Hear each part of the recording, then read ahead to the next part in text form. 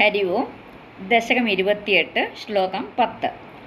തരുണാംബുദസുന്ദരസ്തദാത്വം നനു ധന്വന്തരിരുദ്ധേതോംബുരാശേഃ അമൃതം കലശേ ബഹൻകരാഭ്യാം അഖിലാർത്തിം ഹരമാരുതാലയേശ. സർവത്ര ഗോവിന്ദനാമസങ്കീർത്തനം. ഗോവിന്ദ ഗോവിന്ദ. പതിച്ചത് നോക്കാം. തരുണ അംബുദ സുന്ദരഃ തദാ ത്വം. തരുണാംബുദസുന്ദരസ്തദാ ത്വം നനു ധന്വന്തരിഃ ഉദ്ധിതഃ അംബുരാശേഃ. നനു ധന്വന്തരിരുദ്ധിതോംബുരാശേഃ അമൃതം കലശേ വഹൻ കരാഭ്യാം. അമൃതം കലശേ വഹൻ കരാഭ്യാം അഖില ആർത്തിം ഹര മാരുതാലയേശ. അഖിലാർത്തിം ഹര മാരുതാലയേശ.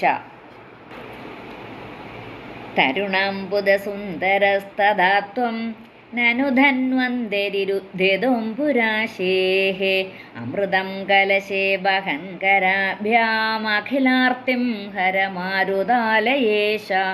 സർവത്ര ഗോവിന്ദനാമസങ്കീർത്തനം. ഗോവിന്ദ ഗോവിന്ദ. ശ്ലോകം 10 അന്വയവും അർത്ഥവും നോക്കാം. ശ്ലോകം 9 നമ്മൾ എന്താ പറഞ്ഞത്? ജ്ഞാനത്തിന് ഹേതുഭൂതയായ വാരുണീദേവിയെ വളരെ ബഹുമാനത്തോടുകൂടി അസുരന്മാർക്ക് ഭഗവാൻ സമ്മാനിച്ചു. എന്നിട്ട് നമ്മൾ പറഞ്ഞു, പാത്രം അറിഞ്ഞിട്ടാണ് ഭഗവാൻ ഈ ദാനം ചെയ്തിരിക്കുന്നത്. എന്നുവെച്ചാൽ അസുരന്മാർക്കാണല്ലോ മദ്യം കൂടുതൽ ഇഷ്ടം. 10 ശ്ലോകത്തിൽ എന്താ പറയുന്നത്? തഥാ തരുണാംബുദ സുന്ദരഃ ത്വം നനു. തഥാ അപ്പോൾ പുതുമേഘത്തിൻ്റെ അഴകാർന്ന നിന്തിരുവടി തന്നെ കരാഭ്യാം കലശേ അമൃതം വഹൻ. കരാഭ്യാം ഇരുകരങ്ങളാലും പൊൽക്കുടത്തിൽ അമൃത ഏന്തിക്കൊണ്ട്. അപ്പം ആരാണ് പൊൽക്കുടത്തിൽ അമൃത ഏന്തിക്കൊണ്ട് വന്നിരിക്കുന്നത്? പുതുമേഘത്തിൻ്റെ അഴകാർന്ന നിന്തിരുവടി തന്നെ, ആ ഭഗവാൻ തന്നെയാണ് ഇരുകരങ്ങളാലും. അത് കരാഭ്യാം എന്ന് പറഞ്ഞിരിക്കുന്നത് രണ്ട് കൈകളെ പറഞ്ഞിരിക്കുന്നത്, പ്ലൂറലായതുകൊണ്ടാണ് കരാഭ്യാം എന്ന് പറഞ്ഞേക്കുന്നത്. എന്നിട്ടോ പുൽക്കുടത്തിൽ അമൃത ഏന്തിക്കൊണ്ട്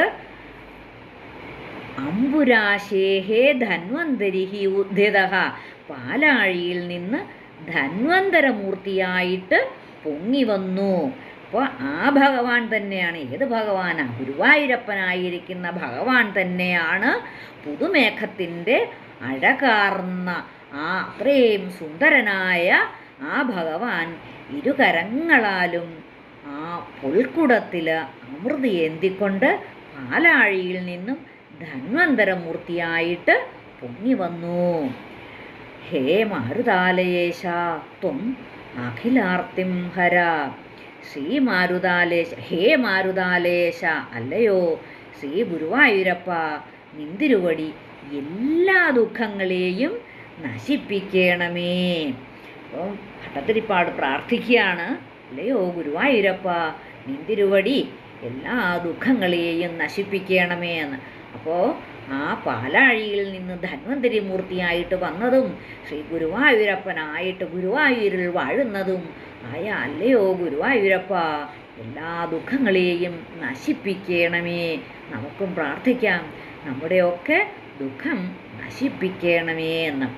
അപ്പോൾ ഈ തൃക്കൈയിൽ അമൃതകലശവുമായിട്ട് പാലാഴിയിൽ നിന്ന് പൊങ്ങി വന്ന ആ ധന്വന്തരി മൂർത്തിയുടെ ആ രൂപത്തിൽ ആ ശ്രീ ഗുരുവായൂരപ്പനെ ആ ഭാവനയാ സാക്ഷാത്കരിക്കുന്ന ഭട്ടതിരിപ്പാട് ഇവിടെ പ്രാർത്ഥിക്കുന്ന എന്താണ്?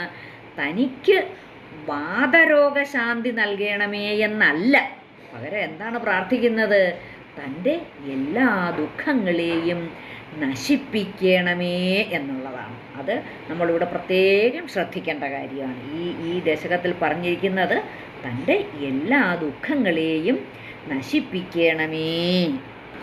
തരുണാംബുദസുന്ദരസ്തദാ ത്വം നനു ധന്വന്തരിരുദ്ധിതോംബുരാശേഃ അമൃതം കലശേ വഹൻ കരാഭ്യാം അഖിലാർത്തിം ഹര മാരുതാലയേശ.